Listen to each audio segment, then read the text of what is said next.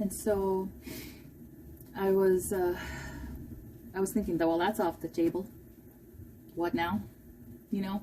And so my mind went to what I had considered at the time as the next best thing, which, oh God, I hope this video talks some people out of this option and the other option as well. But in my mind, I thought, okay, from all the movies that I had watched in the past, I had learned about this thing called Kissed by God.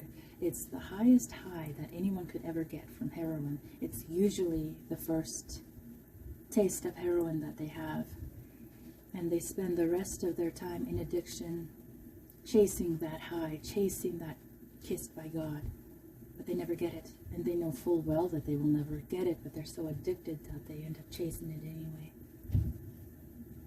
And I thought, well, maybe I can try that. And I remember I was walking, and one day I had the epiphany, like, okay, wait a minute.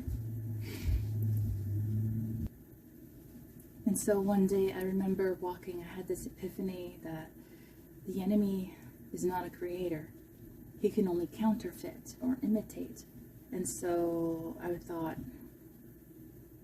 so if the world system has a version of Kissed by God, then that means God has the actual kiss, right? And so I was like, okay, if heroin's, that's the highest high, so God must have a high or something, you know. And so I was excited. I had a reason for hope, a reason for escape, a reason to be happy and excited.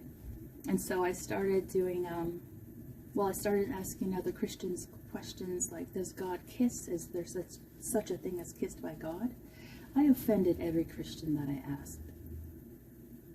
I asked this one pastor, and he completely ignored my question, and the following Sunday he started venting about asking stupid questions. And I thought, oh, well, that's not a stupid question. You know, I was hungry, and I'm trying not to, like, commit suicide here, and I'm trying to, nobody knew that, by the way.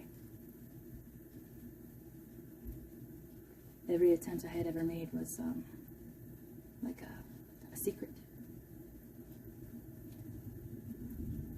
These feelings that I had were included as being a secret, so they were not trying to be cruel. They were just looking with the eyes of the flesh. And that's the danger, one of the dangers of looking through the lenses of flesh, the part of us that, you know, would have us do whatever we want to do, much to our detriment in the long run. You know, it's not safe for anybody for us to follow our own flesh. It doesn't just affect us, it affects people around us. So we must always endeavor to walk in the Spirit and after the Spirit and remain there. Jesus says, remain in me.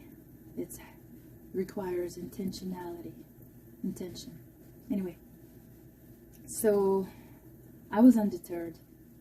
That epiphany, it didn't just spark up a light bulb, it sparked up a whole floodlight of hope. And so I started to just do a Bible study. Okay, well, I'm going to find this out one way or another, because I was so hungry for hope.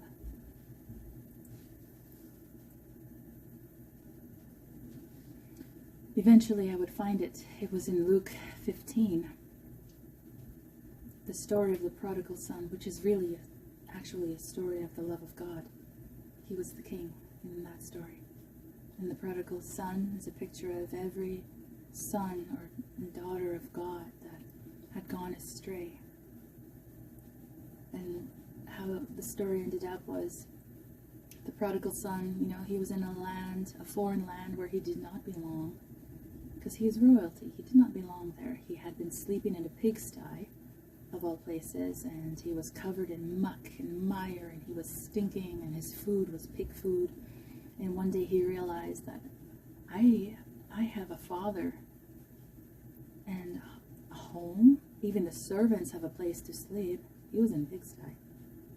And he came to his senses. He came to the end of himself, and he said, okay, I'm just going to go back and I'm going to beg my father to take me back. Even as a servant, he had wasted all his treasures, all his money, his wealth, and he had nothing, not even money for a meal, because, you know, he was eating pig food. And so he couldn't even go take a bath. He just walked straight home, back to his homeland, back to the kingdom. And the father was outside, and he was waiting, scanning the just looking, watching, scanning the horizon for his baby, his adult baby, but his son, his heartbeat for his son. If you're a parent, you have an idea. You have an idea. And when the king saw his son in the distance, in the horizon, he ran out into the field to meet his son halfway. And when the son saw him, he thought, okay, well, maybe I can beg him, maybe I can. He had the mentality of less than. And so the king didn't even listen to his son finish his sentence of, downcast spirit, his sentence of all the lies he was believing, because the truth was his father was so excited to see him. He threw his arms around his son and he gave his son a kiss. And that's what it was. Kissed by God is reconciliation with the Father. It's a symbol of redemption and undying, unlimited love of the Father, for all his children. That meant me. And yeah.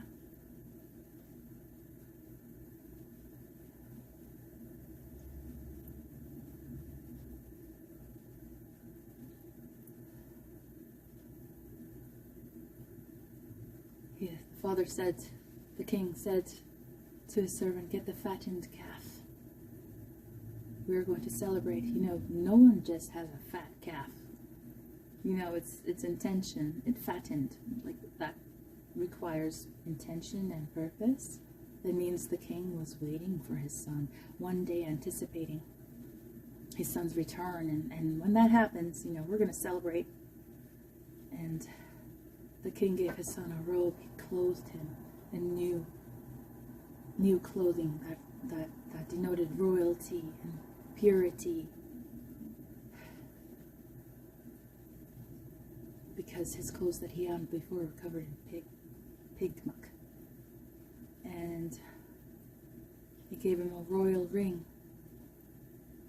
Royal rings, they have the emblem of the family crest or the family name. It's family. It's a symbol of family. You're still my son, That's what it meant.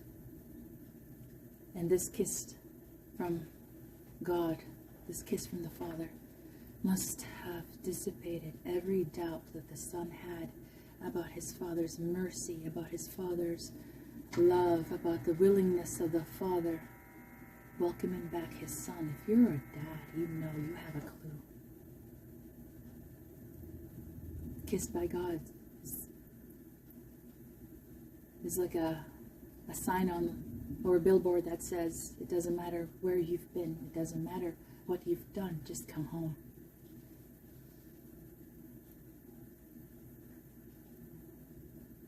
That's what kiss